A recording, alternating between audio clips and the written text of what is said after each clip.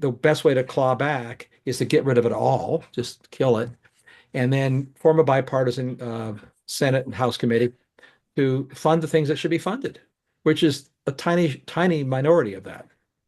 My name is Mike Mauceli, and this is the Energy Show with REI Energy, where we're energizing your investments and maximizing your tax deductions. Today, we're going to be talking about unwinding the green corruption, and you're going to discover how the Green New Deal was designed to be corrupt and how Trump will attempt to unravel it. My guest today is Mark Mills, is a distinguished senior fellow at the Texas Public Policy Foundation. And Mark is also an author of The Cloud Revolution and How the Convergence of New Technology Will Unleash the Next Economic Boom of the Roaring 2020s. Great to have you on the show today, Mark. Mark, thank you for coming on the show today. That's great. Good to be on. I'm ready. Yeah, I really enjoyed your article that you wrote, and I think finally, Tom, somebody's finally standing up and saying how all these people scammed everyone on this Green New Deal. And I wanted to kind of get your opinion on that, on, Yeah. how do we unwind something like that now? The unwinding is going to be tough. Well, the piece I wrote was based on a really good piece of investigative journalism by a journalist named Varney at Real Clear Investigations. So you probably follow Real Clear politics. Everybody knows about the Real Clear average of polls. But the Real Clear is essentially an online, I mean, I think it is an online newspaper because they have different, sections like a newspaper does. They have the science section, they have an energy section, they have a market section, policy section. That's a great, I mean, I'm biased because I know some of the people, but it's a great enterprise. But they also launched Real Clear Investigations because most newspapers used to have investigative journalists, and most don't anymore. They have, as one radio talk show host in our area, Chris Plant calls it, they have typists. They just have typists who are, typing the whatever the party narrative is. So one of the journalists there, investigative journalists, was looking at the IRA, the Inflation Reduction Act, partly to answer the question, so what are they spending the money on? Where's it going? And when he first called me, and I can tell you this is not like a secret because he'd called to ask me for some guidance on where to look, kind of like what we're talking about. Uh, with the suspicion that there was some crooked stuff going on, because any journalist would wonder when there's hundreds of billions of dollars gushing out of Washington, new money, the chance there's going to be some corruption. Never mind waste, but the chance of fraud and corruption is epic because it's a lot of money. What I suggested to him was an obvious thing. I would take a bet there's a lot of waste, a lot of fraud and corruption. I bet there's more waste and more preferments that are legal preferments. Steer money to your friends. But to be fair and honest about it, you just got to start there. Just find out what they're spending it on. Just ask. I mean, you give a grant to somebody or issue a contract. Who got it? What are they doing with it? What are they building? What are they not building? What's their purpose? If they're not building something, what's their mission? It's a very basic journalism. So he starts doing this, and he picked a very specific thing. And people should just Google up Varney, Real Clear Investigations, right? EPA, because what he did is he picked one tiny feature, a mere $27 billion tiny feature, and it's tiny by Inflation Reduction Act standards, of grant giving authority put into the EPA. And ask who's getting the money and for what. And they've already published who got grants for what things. The nonprofit. This is not to build anything. $27 billion to do what? Not build anything. Not clean the air up. Not build power plants. Not build turbines. Not build charging stations. Just, advocate, whatever, educate. You got to read it. I mean, it makes an organization that had $100 of revenue, a nonprofit, got its 501c3 status. And within a month or so after getting that, it got a $900 million EPA grant. Well, who does this money get doled out to? I mean, is it to their friends in the EPA that are willing? Well, they're legitimate organizations. They're legitimate organizations. Okay. Many of them are Democrats and former administration officials on their boards. Unsurprisingly, that's where the legal preferments come from. It's not illegal to do that. You just happen to know where their money is. So you form an organization to harvest the money. This is where we get into the moral hazard land, but it's not illegal, Right. but it's offensive to people. So that's what what he did a great job. It's worth reading his piece. You can find it. Then what I did, it's sort of looking at this, and I was offended. So you got to be kidding. Yeah. I mean, and he couldn't get answers to questions from the organizations. So what are you going to do with the money? They wouldn't be specific. They refused to answer him. Well, if you're not telling a reporter, maybe you're embarrassed about what you're going to do. I don't know. He said so far the oversight committees in Congress have not been able to wrest out of the EPA what they're doing with the money. So eventually somebody will wrest out of these organizations what they're doing with the money. But the fact that they're not bragging about what they're doing would be reasonably may make those of us who are mildly cynical suspicious that they're probably doing things a lot of people would not be thrilled about. Again, not illegal, just offensive. And that's sort of where the unraveling starts. So I looked at it and thought, well, gee, what else is going on? But I also looked up, because it's not that hard to find, the GAO episodically does, the Government Accountability Office. They do studies of government spending at large and trying to figure out where there's fraud. So they do specific investigations to try to assess the extent to which unaccounted for spending in the federal landscape is unaccounted. Literally, they don't know where it's going. Hmm. And this has nothing to do with the Inflation Reduction Act. This is the government in general. Boy, that an eye opener to read it. I mean, holy cow, billions and billions of dollars where the GAO, the Government Accountability Office, reports that when they plumb the agencies dispersing it, they don't know where it's going. Yeah, I know. Recently, I guess last week, the military complex, I guess they failed their audit for 8 years in a row. They don't know where that $800 billion goes every year. Well, to be again, I would, if, given the ratio in the GAO report and anecdotal evidence from white collar criminal attorneys I've talked to, you could assume that 90% plus is fully legitimate. The remaining 10%, probably three-quarters of that is just sloppy paperwork and legitimate. But then you take the quarter of 10% times 800 billion, that's a whole lot of money that's probably fraud in the Defense Department. And this is true. But the Inflation Reduction Act's total spending dwarfs the Defense Department. Yeah, you threw out a number, I think 6 trillion or somewhere around there. Is that correct? Yeah, the total amount of money the Inflation Reduction Act will induce or directly spend. So about 3 trillion, the 2 to 3 trillion dollars of taxpayer money or printed money will be deployed to make the Inflation Reduction Act function, which is an energy bill. So, as you know, it's the people who passed it bragged it was the biggest climate legislation in history. But there's no such thing as climate legislation. All the spending to address, quote, climate is energy. That's what the money's about. It's not giving climate scientists money. They're getting some. They get, billions of dollars. And I'm happy the scientists get money. I'm a scientist. I used to be one anyway. I'm happy they get the money. But most of the money, 99.9, is on energy stuff.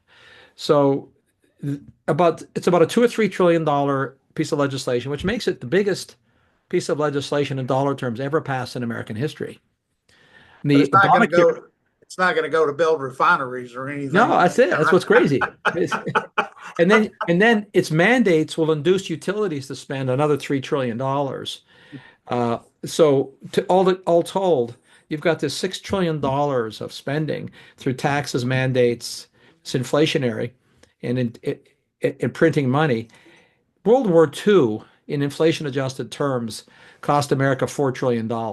So the spending level we're talking about here to do something that's profoundly unproductive is astonishing and epic. So that's why I wrote my piece. I said the money. This is not about physics. This is about money, and the quantities of money involved are staggering. The potential for abuse is staggering because of the quantities, and we already know that people are being less than forthcoming about what they're doing with the money. So what I hope will happen, to answer your implicit or explicit question, is that Congress will hold hearings and just ask the question, what are you doing with the money? Not accuse anybody of anything. Just let's pause all the spending. I think a president can probably simply pause the spending, just stop the spending, pause, let's wait. He can't repeal the act, but he can certainly pause things. let's before we issue any more checks, before we, do any more loans or grants, and let's just take a breather, do an accounting audit. What are you doing? Who's doing it? Who's in charge? And that forensics will be revealing and publicize it like Elon Musk wants to do. Let's put a website. Where's all this money being, who's controlling it? And then Congress can separately hold hearings to do investigations. They have the subpoena power. Uh, and then if we find things aren't what they said they were, we can claw back things, right? You could prosecute people if they've broken the law. Uh, I would suspect there's some law breaking in all this, but I don't know. When I originally remember reading about the Inflation Reduction Act, and it's been a while, most of the money was supposed to go to companies that were here in the US companies. But when it Yeah, came down to it, a lot of the offshore wind companies were international companies. yeah, A lot of the money was being spent or funneled overseas to these international companies. It sure. wasn't even creating jobs here in the US. Well, that's right. I mean, in fact, the way the act was written was specifically because the people who wrote it weren't stupid. I mean, I may disagree with them, but they're not stupid. Right. They knew, in fact, that you couldn't source these things in America because we didn't have the mines, refineries, or the manufacturing. So they put in a free trade partner codicil so that we could source them with U.S. taxpayers' money from free trade nations. Philosophically, I'm okay with that. I mean, but then it gets kind of leaky. China can invest in businesses and feed things to those businesses that need to build the stuff because frankly, China has 50 to 90% market share in the primary materials. So if we buy something that's like a wind turbine, there's going to be Chinese stuff in there, a lot of it, because they make some of the key materials. This is especially true for batteries. Uh, you know, Build in America, count me a fan of that, but that's not the way to go about it.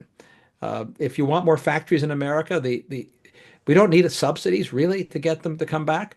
We have to quit abusing them. I mean, our regulatory environment drives factories out of America. It's not that, and it's hard to even bring them back with subsidies if you still face the same kind of headwinds on getting things built Yeah. because it's a difficult environment. Right. And plus, you go from administration to administration, and one Yeah, administration is pro-business, the other administration is, yeah. basically running companies out of the US. I mean, it's just ridiculous how, we kind of ping, and the person that gets caught in the middle is the taxpayer, right? I mean, they're Yeah, footing the bill for all this stuff. I mean, yeah, back when they were building all these, electric charging stations. I mean, I don't know how many billions of dollars they set aside to do that. And how many did they build? Two, three, three? yeah. They might got a few more than that, but we need about 1 million of them. So the progress is gonna it's gonna take a long time. I, Look, and we're back to the core problem. If we didn't have to have government subsidies to build gasoline stations, obviously, everybody can probably guess that. The market built them because people saw an opportunity to do something people wanted and needed, make a profit. There'll be lots more electric charging stations in the future, and they'll get built by businesses. Elon Musk built all his. He has more than anybody else. Yeah. Long before the Inflation Reduction Act started throwing money at this thing, uh, and good for him. And there are plenty of businesses like his that can do it without subsidies. The failing in the subsidy argument, as you know, began with the idea that if it's an important, valuable thing, and we, the government, subsidize to stimulate it to get it growing, just stimulate it. Then we can get out of the way because natural momentum will kick in place. We just catalyzed it.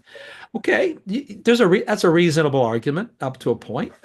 I don't think government should be picking who the winners and losers are in general, but there are exceptions always. But if the subsidies are infinite duration, and the Inflation Reduction Act has no sunset on battery subsidies, they're infinite. Hmm. They're going forever. Congress has to affirmatively go in and stop it. What? This is not a stimulus. This is Soviet era industrial policy. This is Chinese industrial policy. I don't, I mean, I like Chinese engineers, but I don't want Chinese industrial policy in America. Yeah. And, obviously building car plants across from our border in Mexico either. Well, But that's the workaround of it. I think as you probably saw in the news very recently, the Chinese themselves, along with the Mexicans, are a little concerned about that, and the Mexicans in particular, Yeah. because you start doing that, and this incoming president might react. Let's just say, right? So do you think they'll claw back any of this money, or basically, I mean, is there any left? Oh, they haven't come close to spending it all. They're rushing to spend as many billions as they can. It's only been about a year spooling up, trying to throw money at this. Uh, yeah, if I could have my wish, I would say just repeal the Inflation Reduction Act. It got passed on a totally partisan basis. I would repeal it on a partisan basis and say, you know what, some pick a number, 10 or 20% of what was in the Inflation Reduction Act were things that were worth doing, and we have a bipartisan agreement. I'm picking a number, I'm spitballing, but it's probably that range. You just say, well, why don't we have a bipartisan caucus to come up with a new legislation that restores funding to the 10 or 20% that we all agree needs to be done. And that way, the best way to claw back is to get rid of it all, just kill it, and then form a bipartisan Senate and House committee to fund the things that should be funded, which is a tiny, tiny minority of that. Well, I guess time will tell here. It's getting short, so luckily we're going to be able to see if that, if we are able to do a lot of that stuff, and I think we will. I think that the new administration is really going to push hard to repeal a lot of these things. I So, think hey, they it was will. great having you on the show today, Mark. Can you tell our listeners how to follow you? Sure. I mean, I have a website that's an embarrassingly titled Tech Pundit, tech-pundit.com. They can find my new gig as the founder and executive director of the National Center for Energy Analytics. Oh, But cool. if you type my name, Mark P. Mills, in the master Google machine, all kinds of stuff comes up, including some things that are true. And you can find me that way. Well, I certainly want to have you back again. I've enjoyed talking to you. Great, great to come back. It's going to be buckle up time for the next year or two, I think, but Yeah, it's going I'm to be fun. excited. Hopefully, we'll Yep. have some exciting stuff to talk about. Yep. Likewise. Good to see you. Have a great balance of year if we don't talk before the year winds itself down. You too. Talk to you later. Take care. This podcast is a presentation of Rich Dad Media Network.